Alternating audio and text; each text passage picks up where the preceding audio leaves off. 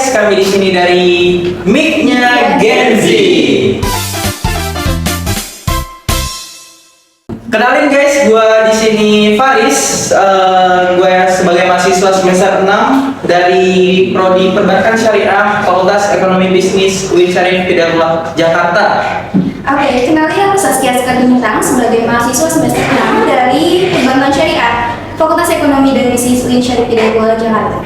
Oke, kenalin nama aku Raditya Terza Priyanto dari Prodi Perbankan Syariah semester 6 UIN Syarif Hidayatullah Jakarta. Nah guys, di sini kita akan membahas mengenai topik yang menarik banget dan tentunya juga kita akan ditemani oleh teman kita ya dalam membicarakan topik hangat di sore hari ini. Oke, mungkin kita sekarang akan membahas topik apa ya? Ada yang tahu? Apa ya topiknya?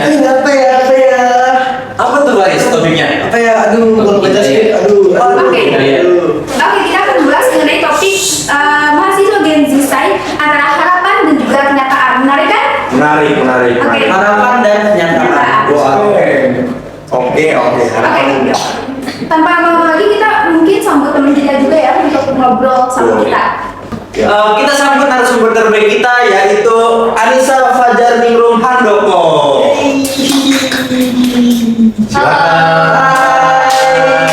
Duduk nih ya. Oke, silakan duduk. Oke guys, kita kedatangan teman kita yang super keren dan juga kece banget di sore hari ini ya. Nah sebelumnya teman-teman udah kenal Anissa belum? Baru kenal tapi belum terlalu jauh sih sebenarnya kenal. Betul. Hanya kenal sekilas saja gitu. Kita sering ngobrol juga. Cuma kita nggak tahu latar belakang Latar belakang Arum ini gimana. Oke, mungkin kemarin sempat ngobrol-ngobrol dulu ya singkat. Kak Arum ini mahasiswa semester 6 dari Prodi Sosiologi, Fakultas Ilmu Sosial dan Ilmu Politik UIN Jakarta juga. Nah, terus Kak Arum ini juga pernah ngikutin beberapa kegiatan yang tentunya memberikan Kak Arum motivasi dan juga pengalaman yang sangat menarik yang akan kita kaji di sore hari ini. Oke. Benar gak sih Kak Arum? Kak Arum itu pernah jadi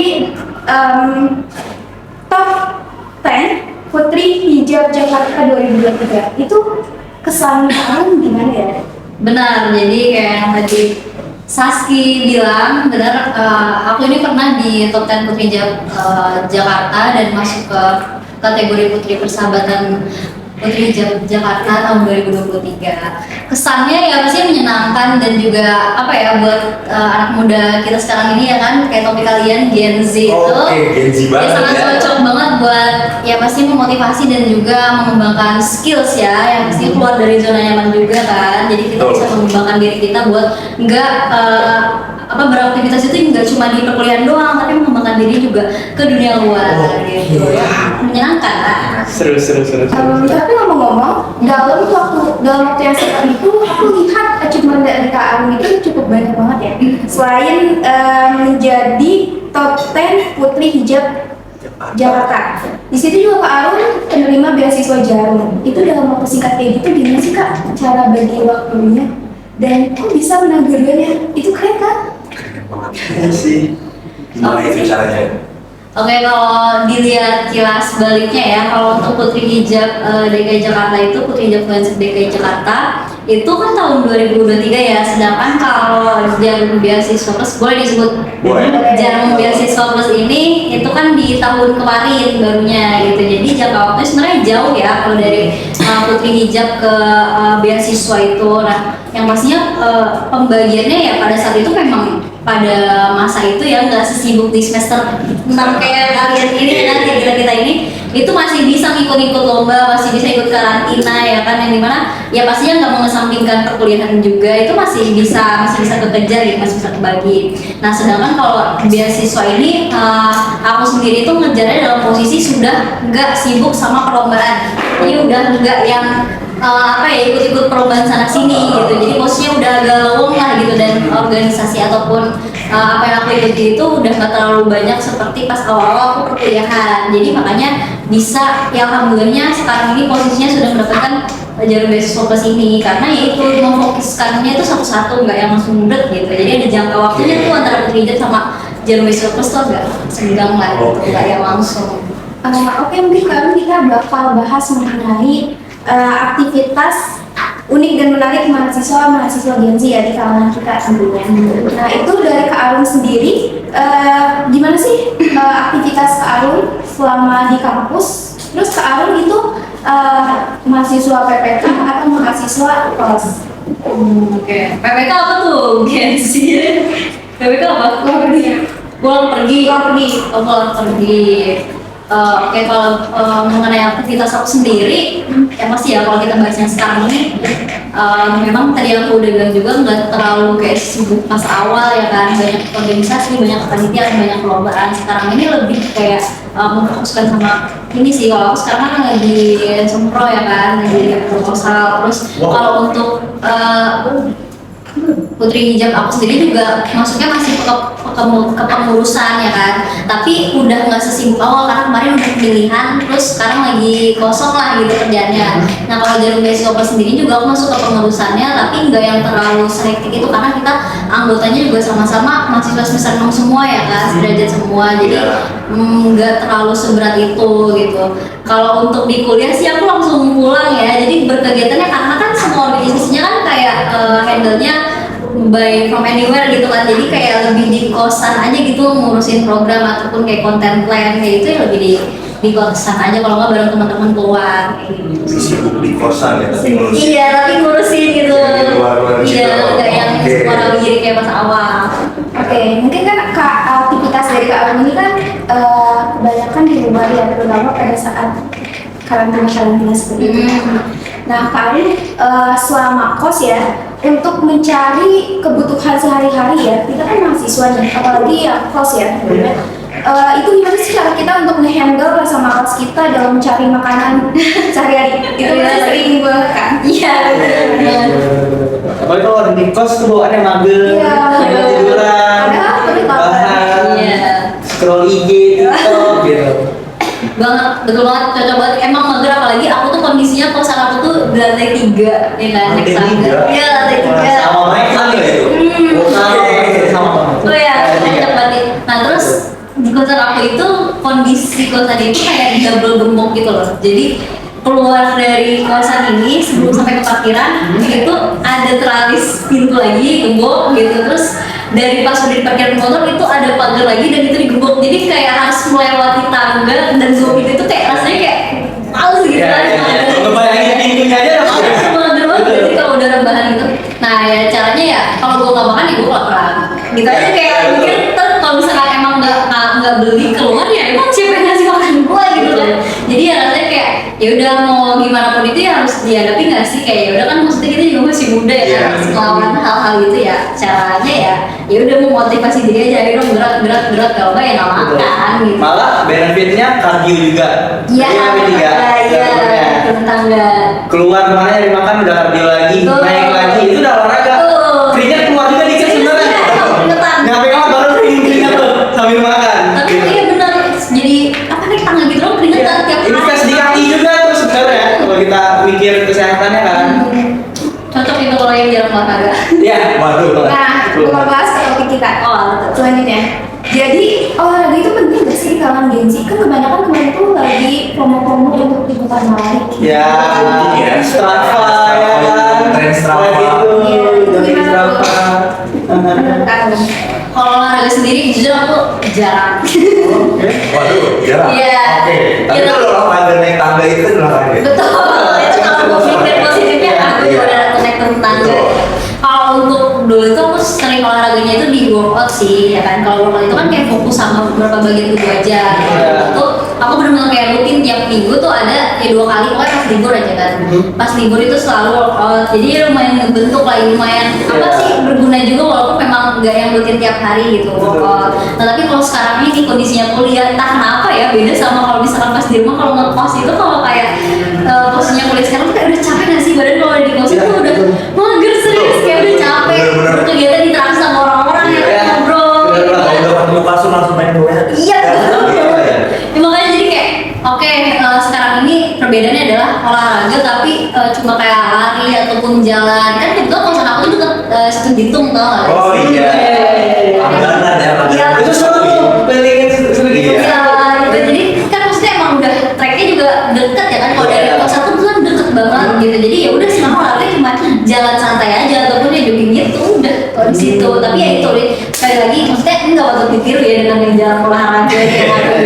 Karena menurut aku kayak olahraga itu penting banget di kita keseharian, kita banyak kegiatan, kita kan banyak beraktivitas. Maksudnya olahraga ini salah satu refresh badan juga nggak sih, yang kayak kita rebahan game itu kan jadi jenuh ya, badan nggak terlatih gitu. Jadi ya karena banyak kesibukan kita ini nih kayak kita ini ya pasti harus diisinya dengan olahraga itu setiap harus suka ada banyak selain Buat jadi stress release juga.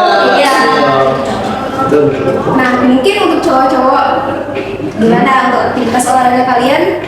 Lumayan cukup sering atau cukup tidak sering? Kalau untuk aktivitas olahraga dari saya dulu ya. Iya. Oke, Dari saya dulu. Adit. Untuk aktivitas olahraga paling cukup jarang ya. Cukup jarang. Cukup atau nggak pernah? Cukup jarang. Karena mungkin bisa 2 minggu sekali lah, entah itu olahraganya ya main futsal biasa atau bola-bola biasa. Kalau ada teman, gas. Banyak teman aja gak. Kalau lagi mager ya itu tadi kasur kosan itu emang benar-benar menghasut banget untuk rasa malas gitu pokoknya. Kalau dari Faris sendiri? Kalau gua itu dulu lumayan sering lari. Pas tren lagi rame-ramenya lari di GBK. Oh jadi Iya. itu Wah, seru nih kayaknya. Lari malam. Jadi gua kan di sini nggak ada transportasi ya, gua nggak ada motor. Iya. Jadi gua pakai Transum. Jadi gua gojekan dulu ke MRT, nyampe sana dari MRT itu jalan lagi masuk GBK-nya, lari di situ. Itu benar-benar jadi stress release banget buat gua. Yang dimana waktu itu gua juga lagi niat untuk nurunin BB gua kan. Oke. Itu gua lumayan tembem tuh. Nah itu tuh.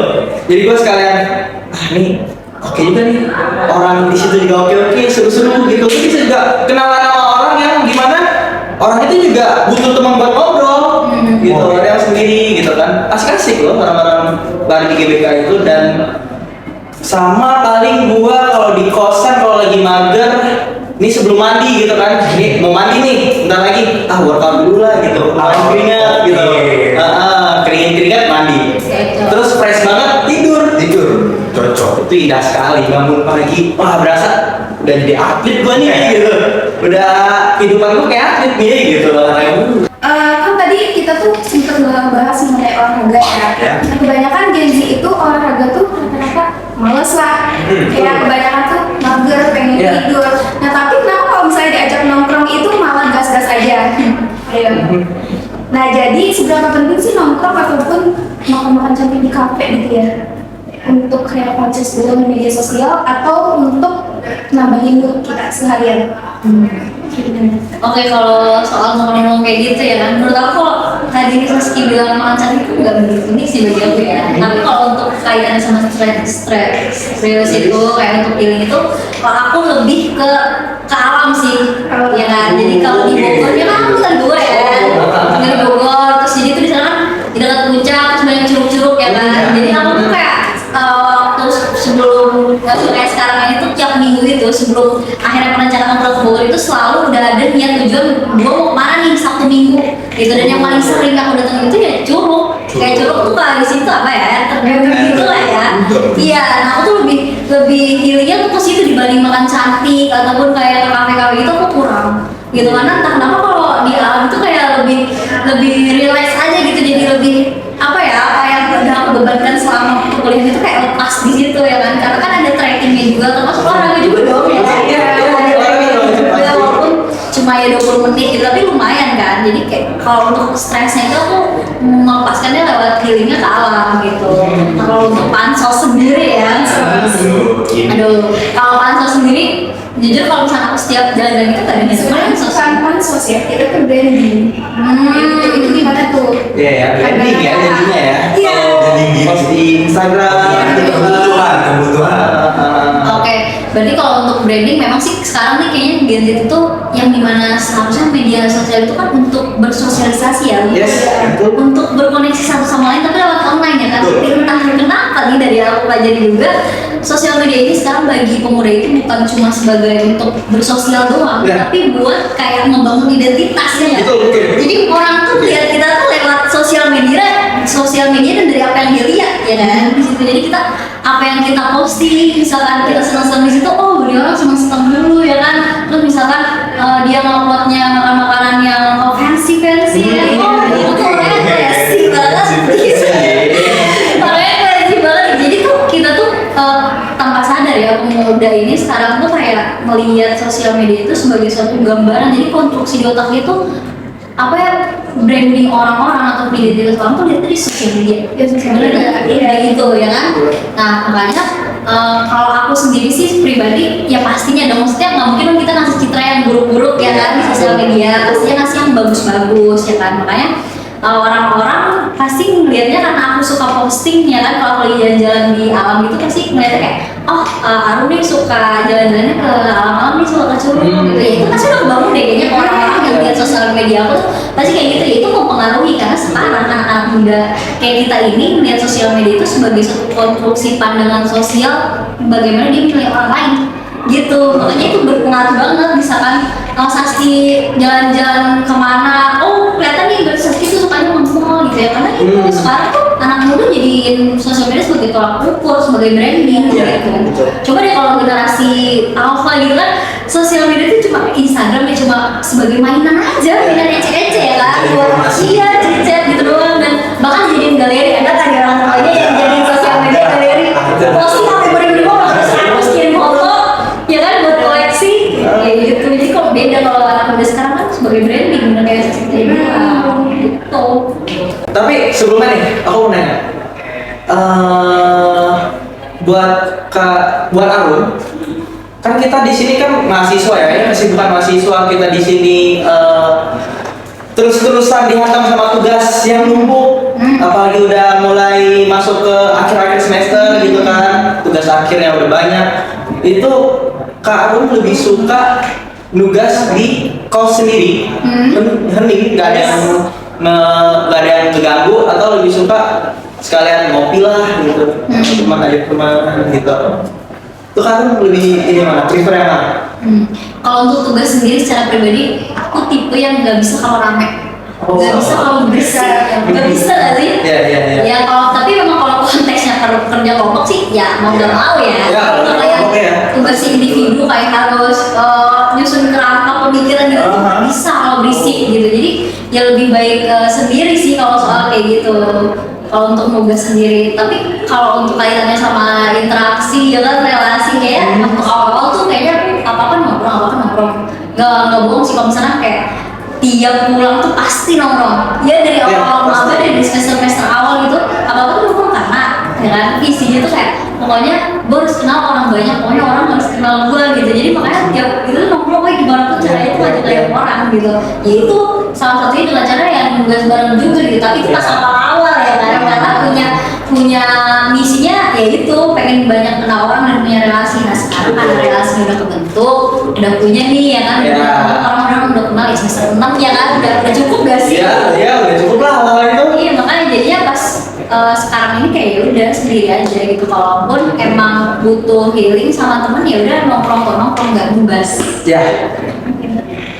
Oh kita lanjut, mungkin bagi Kak Arum nih, Kak Arum itu lebih jadi tim makan siang di warteg atau di cafe elegan? Kelas nggak sulit sih. Makan fancy itu kan ya. Biasanya kan kebutuhan Betul. Kalau aku ya warteg lah. Jelas warteg ya, hemat biaya. Makan kos ini mas ya kan. Bukan, kecuali kita di apartemen gitu. Nah iya itu. Kita harus fancy.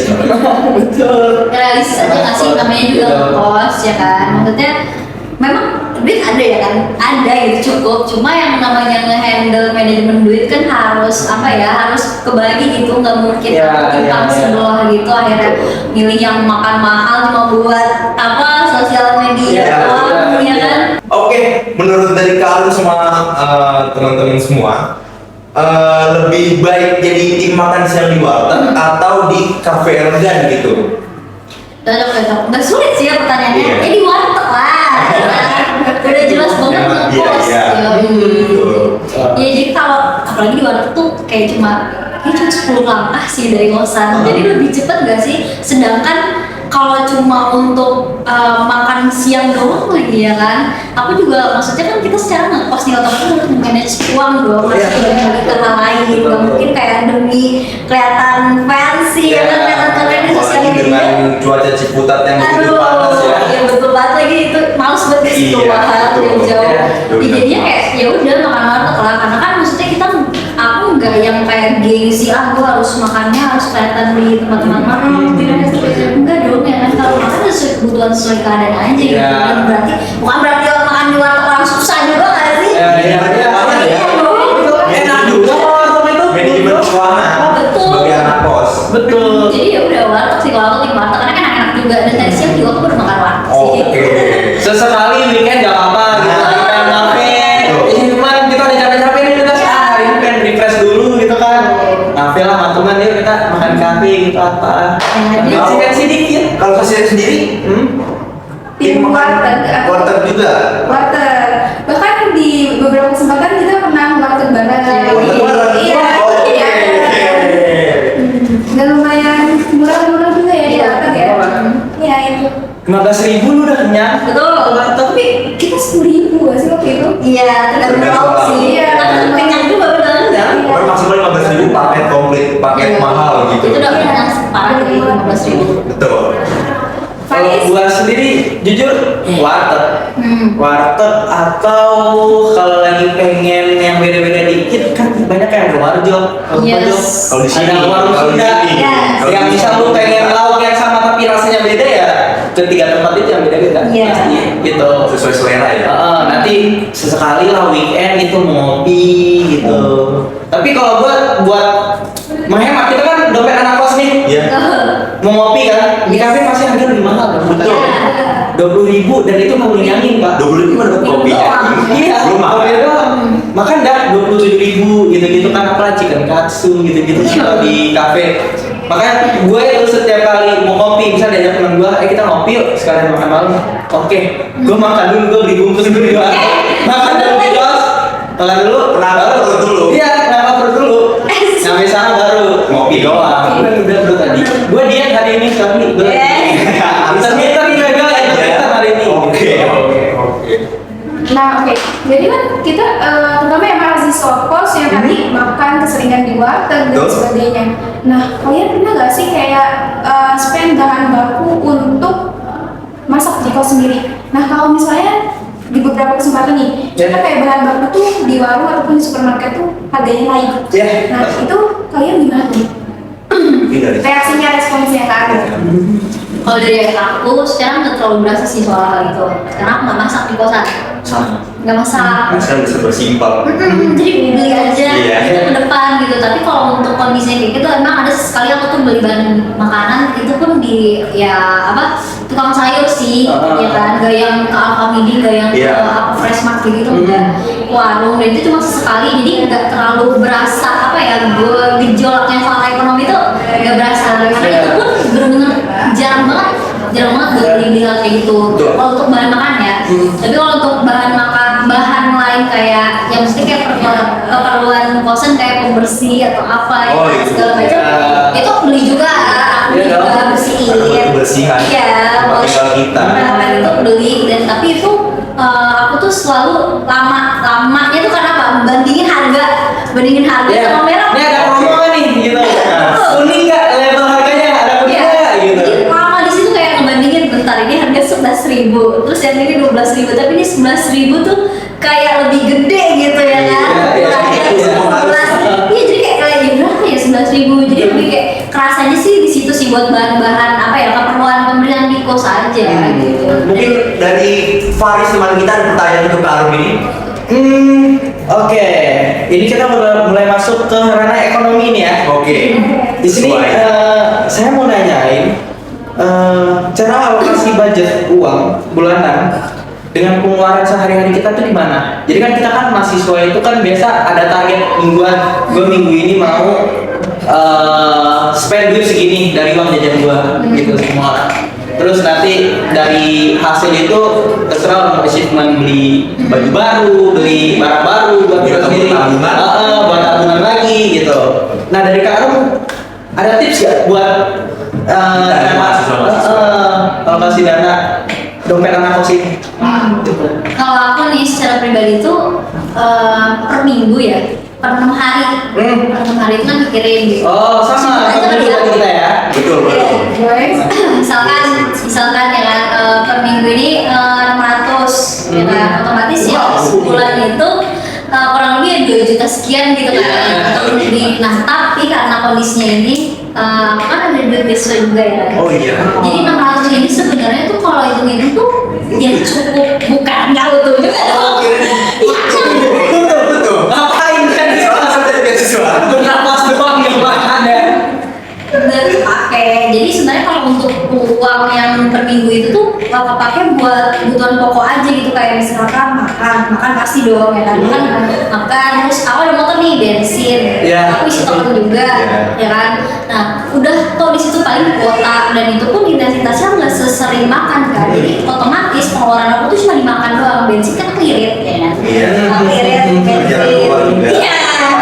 Terus karena pengeluaran aku tuh minim, jadi tuh untuk 600 itu masih ada sisa guys, jadi masih ada sisa. Jadi aku tuh selalu tiap hari aku patokin nabung Oke, gitu, oke. jadi harus ada sisa. Biasanya kalau emang aku lagi nggak banyak keperluan buat itu, aku kayak per hari itu 50. Jadi gimana ya, jadi sehari ini aku 100.000, Ya. sehari 100.000, jadi per hari itu aku habis itu cuma 50.000. Habis itu cuma 50.000. Iya, jadi masih ada 50.000 lagi buat aku nabung. Oke. Nah, itu kalau di luar kebutuhan perintilan ya. Jadi perintilan Ada 50% juga tuh ya. Buat kebutuhan perut doang ya. Iya. Bukan perut. Belum Iya. yang lain-lain. Belum. Ya, tugas Belum kuliah, skincare. bulan. Nah iya, itu di luar skincare gitu ya, buat kebutuhan. Tapi kalau untuk kayak buat makan itu cukup. Nah, tapi kalau misalnya emang aku ada kebutuhan lain ya kan, mau print gitu-gitu ya, Iya. kuliah lah ya. Iya. Nah itu aku tuh memaksimalkan, pokoknya aku harus sisain 20.000. Jadi aku lihat nih, oh misalkan dalam malam ini tuh aku sisa 10.000 ya kan, otomatis aku, tapi kondisinya tuh aku udah memenuhi semua kebutuhan di hari itu. Ya udah aku nggak maksain buat ngabisin 10.000 ini, otomatis berarti buat aku nabung hari itu nambah dong. Oh, Iya. gue jadi nabung hari itu 30.000 gitu. Jadi alokasinya kayak kebutuhan pokok aja. Jadi kayak selama ngekos itu meminimalisir dan ngepres diri buat belanja, buat belanja skincare apa tuh enggak, kayak perintilan tuh enggak. Aku jarang banget kayak online shopping tuh udah enggak, ngekos tuh sama ngekos enggak ada. Iya. Gitu. Tapi karena malah ada uang beasiswa, akhirnya uang beasiswa ini aku manfaatin buat beli hal-hal yang di luar kebutuhan primer aku itu, gitu. Jadi kayak skincare gitu aku pakai duit beasiswa gitu. Jadi kalau untuk yang mingguan itu nggak kebutuhan pokok gitu. menarik banget kan? Nice. Dapat duit beasiswa. Penerima Beasiswa jarum. jarum. Itu gimana sih? Kasih tips and triknya dong. Untuk Untuk kita, terutama Ya, kita tuh adik-adik kita Ya, adik-adik kita. yang lagi mengincar beasiswa untuk membantu ekonominya. Oke, Jarum beasiswa plus ya. Iya. Jadi ini tuh sebenarnya khususnya itu untuk yang semester 4 guys. Empat? Iya. Empat doang? Iya, buat yang semester 4 doang. Oke. Kemarin aku daftar di semester 4 gitu. Jadi untuk kita ini udah keburu tua ya guys. Iya. Udah keburu. Targetnya bukan Jarum lagi. Jadi kalau untuk Jarum beasiswa plus ini dia tuh uang bulanan, uang jajan, bukan soal UKT ya, udah bayar UKT enggak, jadi uang jajan dia per bulan 1 juta, lumayan lah per bulan 1 juta ya kan, buat yang kos tuh bantu banget dong. Nah kalau untuk teman-teman yang mau daftar Jarum beasiswa plus itu kriterianya nggak sebanyak itu, nggak sesulit itu, jadi cukup kan semester 4 terus IPK-nya minimal 3, nggak terima Minimal 3. Iya, dan 5 beasiswa lain, ya kan. Terus kalian juga punya sertifikasi pernah ikut seminar, panitiaan, organisasi, ataupun itu tuh cukup banget buat kalian daftar Jarum beasiswa ini. Kan itu udah jelas banget tuh, Jarum beasiswa plus, ya. Plus, ya. Plus yang nggak cuma duit, nggak Betul. cuma dana doang nih, ya kan. Apa aja tuh? Jadi ada namanya 3 program wajib buat ntar yang penerima Jarum beasiswa plus itu namanya Beaswan. Beaswan. Jadi Beaswan ini dapat 3 program wajib. Pertama itu ada karakter building. Kalau di karakter building nih, kalian tuh dilatih gimana cara survive di alam terbuka dengan barang-barang dan kebutuhan seadanya.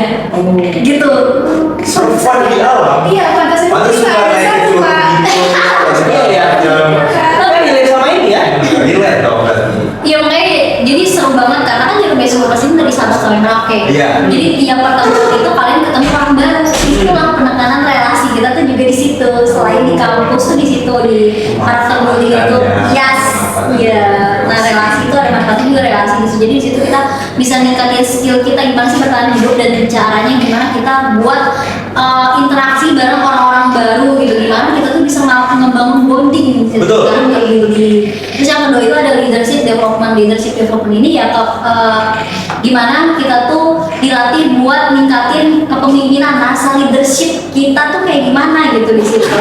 Jadi dibangun dengan cara ada seminar-seminar, terus kita juga dilatih gimana sih cara penulisan esai yang baik kayak gitu di leadership. Nah terus yang terakhir itu nation building. Kalau nation building ini udah kayak gongnya, udah program puncaknya itu. Jadi kita ada studi banding gitu. Jadi kita ke kantor Jarum, ke pabrik Jarum, gimana nih lihat pembuatan ini itu kita langsung di situ. Nah terus nanti di akhirnya kita ada pementasan teater musikal, drama gitu, yang dimana kaitannya sama rasa nasionalisme. Jadi kita tuh ngebawain drama dengan bentuk temanya nasionalis gitu.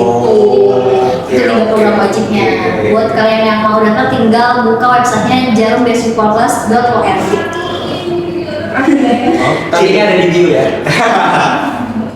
Oke guys, tadi kan kita udah mendengar ya beberapa podcast, beberapa isi dari podcast yang tadi kita telah bicarakan. Betul. Udah cukup lama juga ya. Ini cukup lama dan sangat penting juga sih. Durasi. Nah, jadi yang dapat kita simpulkan bahwa di podcast ini kita tadi banyak membicarakan mengenai relasi, cara membangun relasi antar beasiswa, cara memanage ataupun mengoptimalkan duit ataupun budget bulanan kita sebagai mahasiswa dengan gaya hidup kita sebagai Gen Z. Betul. Nah, mungkin dari Kak Anissa sendiri ada kesan atau pesan yang ingin disampaikan untuk penonton? Oke, kesan-kesannya buat teman-teman ya kan, terutama generasi Gen Z tadi, buat kalian jangan mematokkan diri kalian itu buat jadi hidup kalian tuh buat ngikutin tren-tren ya kan, jangan memaksakan diri kalian gitu. Jadi kayak cukup jadi diri kalian sendiri, tapi dengan cara membangun personal branding kalian itu dengan baik gitu, dengan apa adanya kalian, tidak memaksakan apa yang diinginkan dan dibangun pikiran oleh orang-orang itu. Terus kalian harus menyesuaikan itu tuh enggak, jadi diri kalian aja dan terus semangat terus. Jangan jangan kayak insecure buat keluar dari zona nyaman kalian gitu. Ketika kalian memang udah ada di zona itu, ya kalian harus motivasi diri kalian buat lebih lagi dari itu gitu, supaya kalian bisa lebih baik lagi, mahasiswa yang lebih baik lagi, jadi orang-orang yang lebih bermanfaat lagi. Oke, satu kata buat penonton dari Padis dulu. Satu kata. Hemat. Itu kata untuk penonton. Iya. Kalau tadi Faris hemat, kalau kita jangan gengsi. Buat sendiri jangan cemas. Oke. Jadi ini jangan gengsi, jangan cemas dan juga Harus hemat. harus sehat. Oke, ini Gitu. guys. Oke, Kak Rom, thank you banget udah Terima mampir di kasih acara kita banyak. ini. Udah kasih banyak sharing-sharing kehidupan keseharian tentang kita mahasiswa mahasiswa Mangkok. dari Meknya. Nanti kita di luar ngopi-ngopi lagi Kak Rom ya. Gas, kita ngopi-ngopi. Terima kasih kepada teman-teman yang sudah bersedia nonton podcast kita. Terima kasih juga buat sekali lagi terima kasih juga kepada Kak Arum yang sudah bersedia menjadi narasumber kita hari ini. Mungkin podcast kita cukup sekian. Kita dari miliknya Gen Z pamit undur diri. Dadah.